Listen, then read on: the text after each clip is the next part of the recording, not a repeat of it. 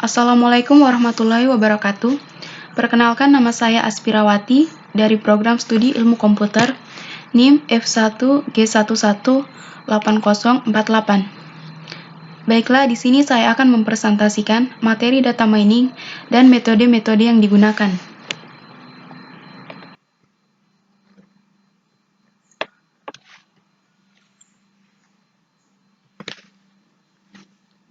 Data mining.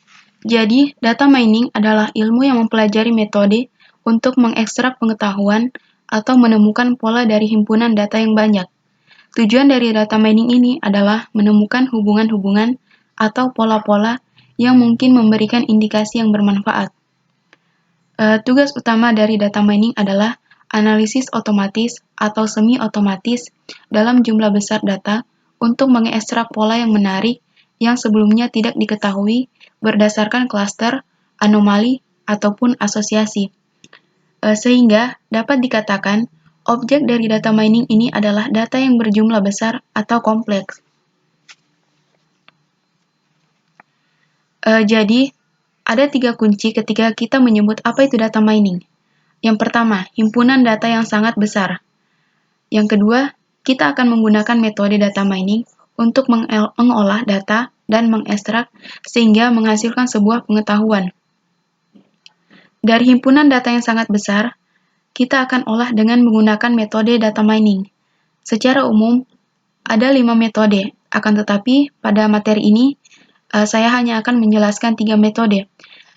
Yang pertama yaitu metode asosiasi, metode klasifikasi, dan metode clustering.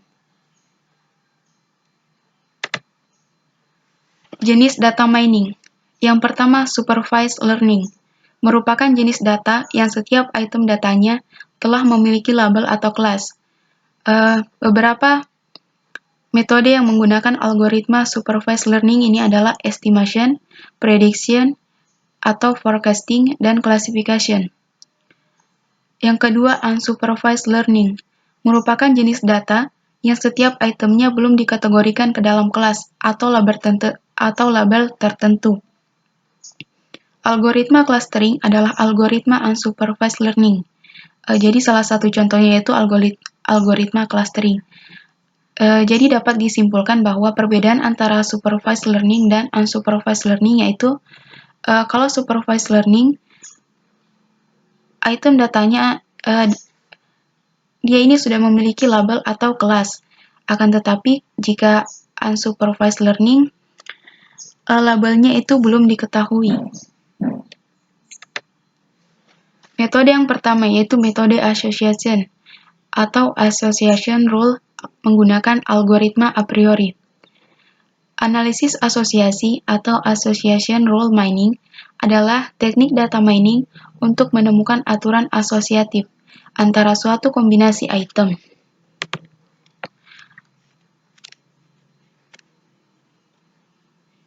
Algoritma a priori merupakan salah satu algoritma klasik data mining. Algoritma a priori biasanya digunakan agar komputer dapat mempelajari aturan asosiasi, mencari pola hubungan antara satu atau lebih item dalam suatu database. Baiklah, langsung ke contohnya. Di sini kita memiliki tabel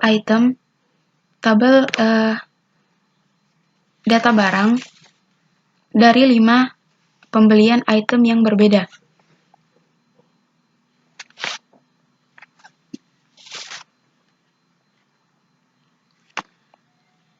Contoh aturan asosiatif dari analisa pembelian di suatu pasar swalayan adalah dapat diketahui berapa besar kemungkinan seorang pelanggan membeli barang, yaitu di sini kita lihat bread bersamaan dengan milk.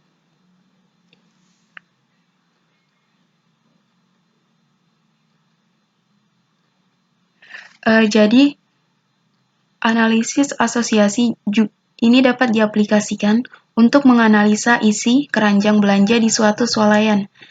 Analisis asosiasi biasa juga dikenal dengan istilah market basket analysis. Aturan asosiatif biasanya dinyatakan dalam bentuk breadth, diaper sama dengan meal, support sama dengan 40%, confidence sama dengan 50%. Yang artinya, dari 50% transaksi di database yang memuat item breadth dan meal juga memuat item diaper. Sedangkan 40% dari seluruh transaksi yang ada di database memuat ketiga item tersebut. Atau dapat juga dikatakan bahwa seorang konsumen yang membeli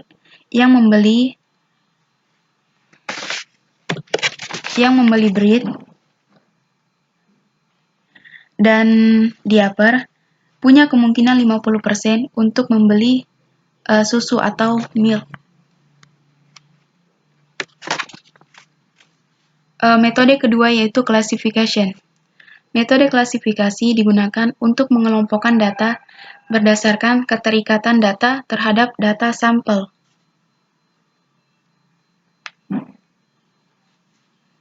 Jadi salah satu algoritma yang digunakan pada metode classification yaitu decision tree, yaitu pohon keputusan. Salah satu contohnya yang ini.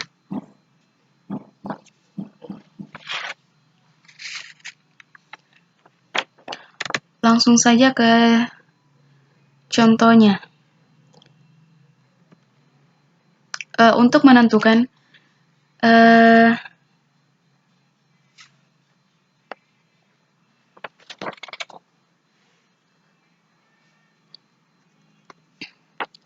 Nah, di sini kita sudah memiliki tree atau pohon keputusan, di mana kita memiliki sebuah edge atau yang biasa kita sebut dengan root.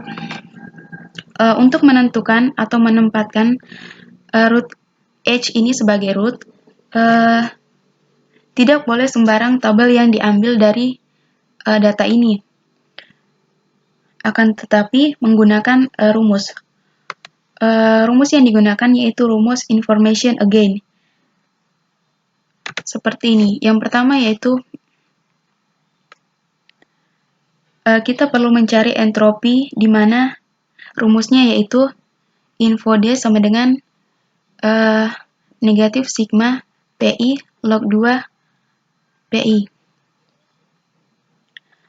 Untuk rumus yang ini yaitu mencari nilai dari entropi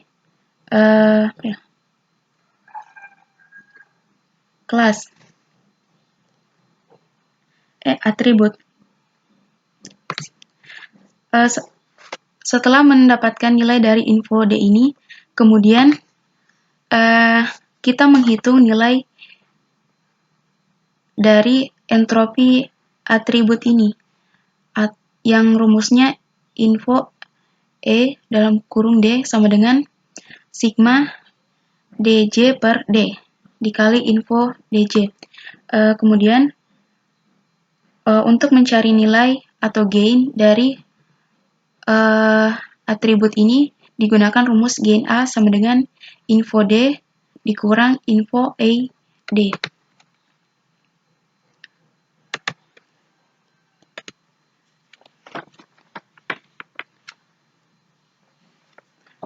Untuk contoh selanjutnya seperti ini untuk menentukan nilai info D. Di sini kita memiliki tabel yang terdiri dari beberapa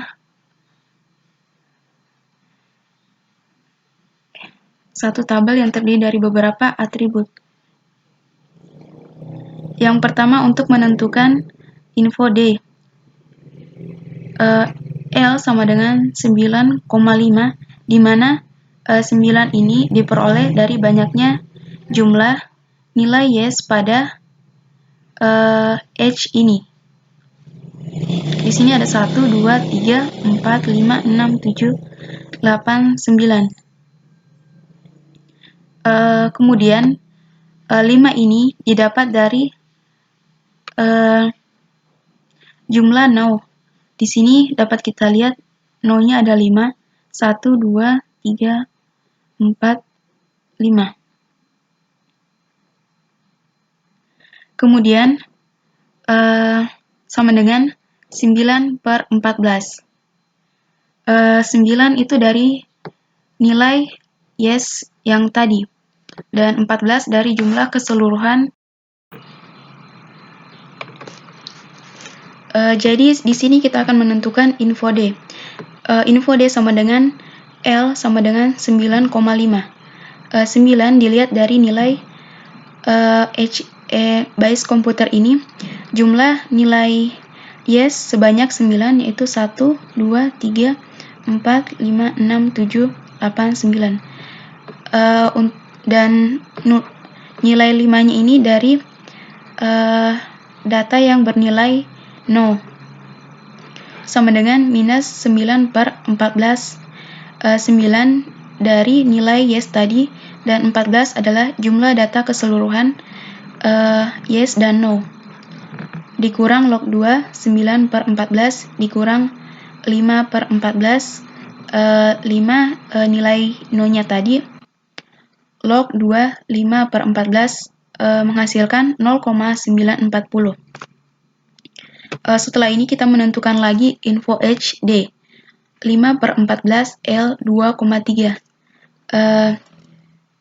Pada rumus ini kita akan mencari nilai dari H dari masing-masing H, yaitu kurang dari 30, 31 sampai 40, dan di atas 40. Untuk yang pertama 5 per 14 L 2,3. Kita mengambil dari nilai H yang kurang dari 30. Di sini H yang kurang dari 30 ada 5, 1, 2, 3, 4, 5, L 2,3, 2 dari nilai yes-nya dan 3 dari nilai no, ditambah 4 per 14, L 4,0. Ini kita ambil dari nilai H yang 31 sampai 40.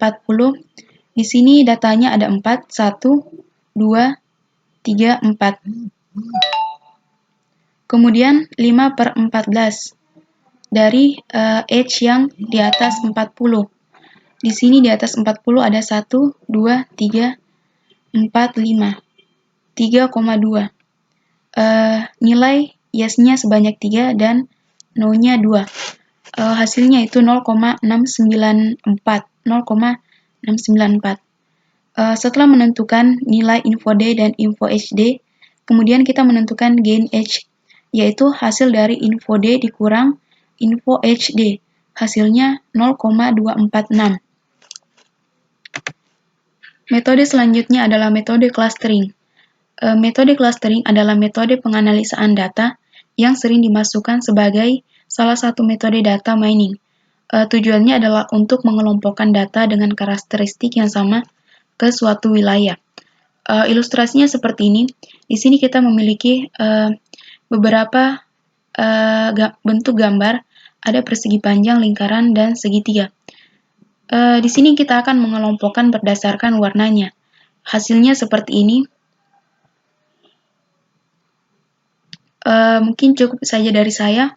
Wassalamualaikum warahmatullahi wabarakatuh.